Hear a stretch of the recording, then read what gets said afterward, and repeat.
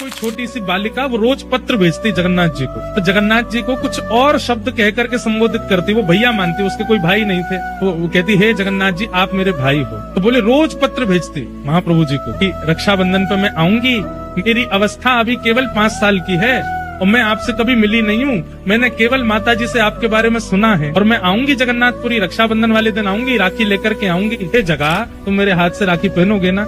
ऐसे बोले महाराज जी। वो रोज पत्र भेजती थी और हर पत्र में दिन लिखती थी, अब रक्षाबंधन में इतने दिन और रह गए, इतने दिन और रह गए, इतने दिन और रह गए। बोले मैंने वो पत्र पढ़े और पत्र पढ़ करके उनको पत्र वापस भेजा उसके निवास पे कि मैं मंदिर का ही एक अधिकारी पत्र लिख रहा हूँ, मैंने तुम्हारे सारे पत्र पढ़े और सब जगन्नाथ जी को अर्पित किए, रक्षाबंधन वाले दिन तुम आ जाना और मेरा दफ्तर यहाँ है, मेरे दफ्तर पे आके अपना नाम बता देना, फिर मैं तुम्हारा हाथ पकड़ के लेके जाऊंगा और महाप्रभु जगन्नाथ जी को राखी पहनवाऊंगा। बोले महाराज जी मैंने उसको पत्र लिख दिया। रक्षाबंधन वाले दिन मेरे को भी प्रतीक्षा थी कि वो एक छोटी लाली, उसके इतने पत्र आ चुके हैं, वो आएगी, उसको लेके मंदिर जाना है। तो बोले एक हमारा समय रहता है, हमको व्यवस्था देखने के लिए मंदिर में जाना पड़ता है।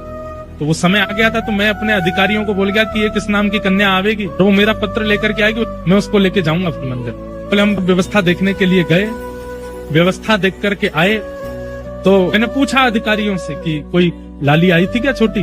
बोले हाँ, एक 4 साल की 5 साल की बालिका आई थी और आके थोड़ी देर बैठी रही, फिर पता नहीं कहाँ चली गई। बोले मैं फिर ढूंढने निकला, पता नहीं कहाँ चली गई, बेचारी इतने साल से पत्र लिख रही है, इतने दिन से पत्र लिख, उससे राखी तो बनवा दे।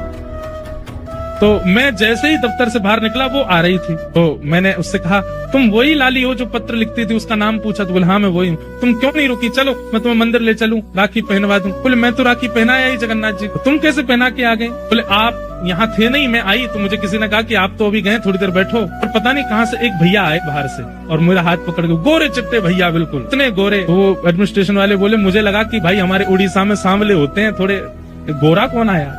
बोले गोरे चिट्टे आए और हाथ पकड़ के ले गए और बोले लो यहाँ पे राखी बांध दो और जगन्नाथ जी को राखी पहना दो। और बोले अंदर पहनवा करके आए।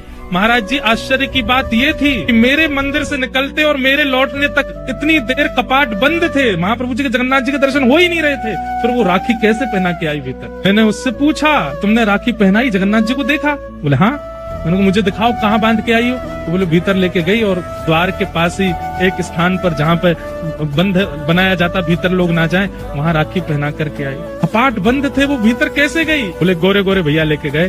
तो फिर मन में भाव आया कि श्री बलभद्र जी आए और आकर के लाली को लेके गए, बोले जगन्नाथ जी को राखी पहना। आज भी एक नहीं अनेक लीलाएं मैंने सुनी है, आज भी महाप्रभु जगन्नाथ जी करते हैं।